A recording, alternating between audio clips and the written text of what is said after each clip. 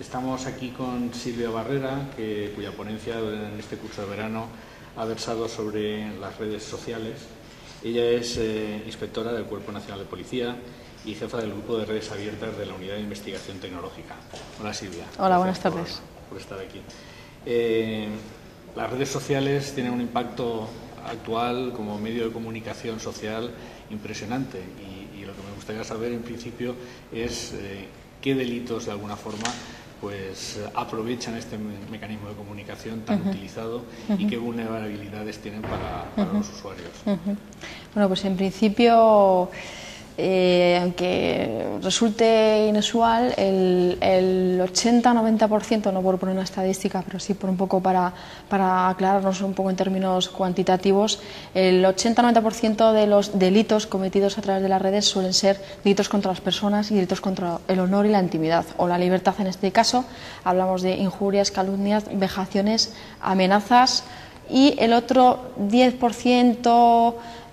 pues delitos cometidos contra los menores, en este caso el tema de grooming, ¿no? Ciberacoso, es el menor por ciento. Sí que es los tipos de delitos que más alarma social y más gravedad revisten en las redes sociales, pero generalmente tienen que ver con el honor, la intimidad y la libertad. Lo que está claro es que este tipo de delitos, la forma de prevenirlos tecnológicamente es difícil, o sea, es más sobre actitud personal, formación, formación de los menores, es esa la vía, digamos que la parte tecnológica de alguna forma actúa en la persecución del delito, es así, entiendo, ¿no? Exactamente. Prácticamente evitar que se cometan delitos a través de las redes sociales es imposible, de hecho, más que nada porque somos cientos de millones de usuarios los que estamos en la red y estamos interconectados, no solo en España, las redes sociales no se quedan solo en España, en nuestro país, sino que podemos ser víctimas de autores que operan en otros países fácilmente.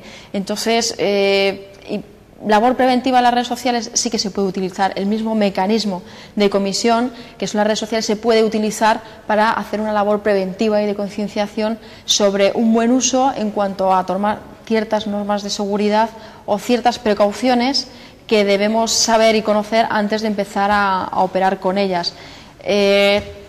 No podemos, evidentemente con la prevención no podemos atajar el delito y siempre al final nos queda esa labor reactiva que es la investigación, pero en último caso no deja de ser una labor compleja que no va acorde ni temporal ni temporalmente con la regulación jurídica que tenemos y con los plazos que las instituciones judiciales nos dan para dar respuesta a los delitos que finalmente se van de cometer. En las redes sociales es común la aparición de unos molestos trolls. ¿Puedes explicar brevemente qué son y si es delictiva realmente la conducta que llevan a cabo? Pues como decía aquel, dice, un troll no es un monstruo muy feo, ¿no? Dice, no, eso ya lo sé, ¿no? No, en el ámbito internet un troll se les conoce así, bueno, pues es aquel o aquella que no sabemos si porque tiene mucho tiempo libre, porque le gusta amargar la vida a los demás o porque simplemente le gusta crear controversia en la red, ¿no? Porque también sabemos que a veces pues no siempre o intentamos ser muy beneplácitos, ¿no? con la opinión que damos siempre para contentar, ¿no? a los seguidores o a los conocidos, la red nuestra, nuestro entorno social, y que no salgamos de esa línea, esa corriente de opinión en la cual nos movemos. Pues esos trolls a veces también cumplen esa función de generar controversia y de picar al usuario a que tenga una reacción anormal de lo que pues generalmente se suele tener en las redes sociales, pues para no dar mucho llamar mucho la atención. Los trolls pues son molestos y prácticamente pues cuando independientemente la gente se piensa o pensamos que los trolls son solo el objetivo de ciertas personas famosas, pero ya hoy por hoy las redes sociales se utilizan como un potente medio de comunicación y de marketing, y cualquiera de nosotros que tenga cierta presencia en las redes sociales y que las utilice para promocionarse o para dar a conocer su trabajo, su ambiente o su círculo profesional, al final acabe siendo víctima de ello, pues precisamente para eso, para generar controversia. ¿Son delito? Mientras y cuando no sobrepase la libertad de expresión, aunque por muy molestos que sean, no son delictivos. No estamos hablando de un acosador. Ya si sobrepasa esa línea del acoso, el insulto, la vejación, en ese caso ya habría que tomar otras medidas. Pero de momento el troll como tal simplemente está pues para crear, digamos, o provocar al usuario a que tenga unas reacciones no anormales y deber haber hasta poner a prueba, ¿no?, los límites hasta dónde llegan y hasta dónde somos capaces de aguantar. Otro elemento casi habitual en las redes sociales es la suplantación de identidad, ¿no? Yo creo que el que alguien se haga pasar por alguien que no es, dado la capacidad de anonimato que hay, pues es bastante habitual.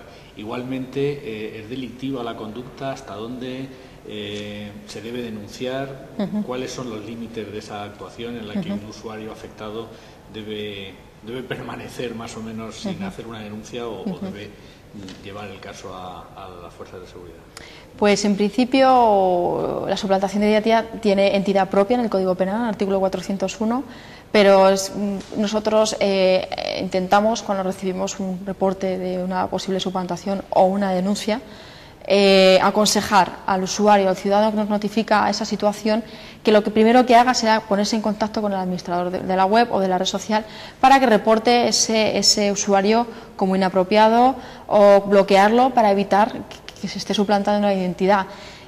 Claro, a veces sí que se producen casos de usurpación más graves en los que nuestra identidad es usurpada a través de la red y aprovechando ese anonimato del que hablabas anteriormente para cometer pues otros delitos mayores o más graves, como pueden ser más serios, como puede ser pues un acoso grave, un grooming, un fraude o para hackear una cuenta. En esos casos sí que conviene, porque ya estamos hablando de delitos más complejos que nada tienen que ver al final pues con la molestia o me está utilizando mi nombre y apellidos y no quiero que esta persona lo haga o quiero que esta persona cese en esa actitud.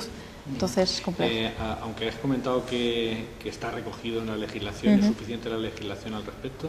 Ahora mismo, digamos, los que trabajáis, digamos, pegados a las redes sociales viendo los posibles delitos, ¿os sentís suficientemente amparados por la legislación que existe o crees que sería ampliable, modificable? Es una conducta muy común que se da la suplantación de identidad, pero tampoco debemos criminalizar, en mi opinión, debemos criminalizar cualquier cosa que sea en la red. Porque corremos primero el riesgo, como decíamos, la red va muy rápido, las suplantaciones se ejecutan en prejuicio de la víctima y muchas veces llevar un proceso penal para resolver esa situación nos puede llevar 10, 20, 30 días cuando el usuario simplemente lo que quiere es que el autor de esos hechos cese esa conducta y muchas veces debemos de establecer mecanismos más fluidos de contacto con administradores o empresas o proveedores de servicio de Internet para que reporten o de alguna manera eviten que ese usuario siga cometiendo esos hechos, más que endurecer las penas, que al final lo único que nos lleva es a dilatar un procedimiento, a que la víctima se sienta aún mayor víctima y a que luego pues no se dé una rápida solución, que es de lo que se trata al final, al cabo, a ese problema. Para terminar, y volviendo un poco a los casos que has puesto, lo que es más remarcable es que muchos de esos casos tienen que ver con una cierta actitud del propio usuario que vaya en la ignorancia o en el no conocer exactamente cómo es el mundo de las redes sociales, ¿no? Y creo que incidir en ese tema de quién es responsabilidad, o sea, de la administración pública, del Estado, de las fuerzas policiales o en el caso de los menores, evidentemente están los padres, ¿no?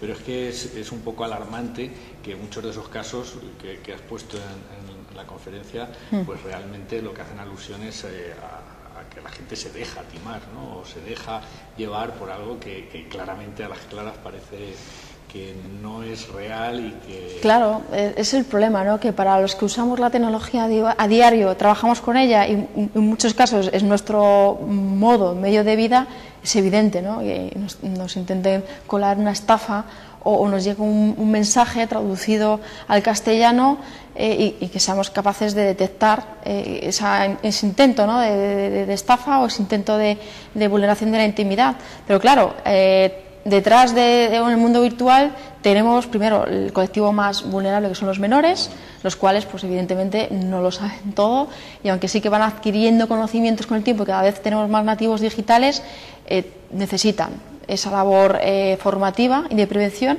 Y luego tenemos las personas que no han nacido con la tecnología, que no viven de ella, que no conocen las redes sociales, que es muchísimos usuarios que simplemente experimentan o toman un primer contacto y que no son conscientes, lo ven como una actividad, una experiencia vital de aprender, de integrarse con la tecnología, y no ven que detrás de ese mundo virtual hay gente que se quiere y que pretende aprovecharse de nosotros. Muy bien, pues gracias, Silvia, por participar en este curso. Muy bien, a vosotros. ¿Listo? Ya está.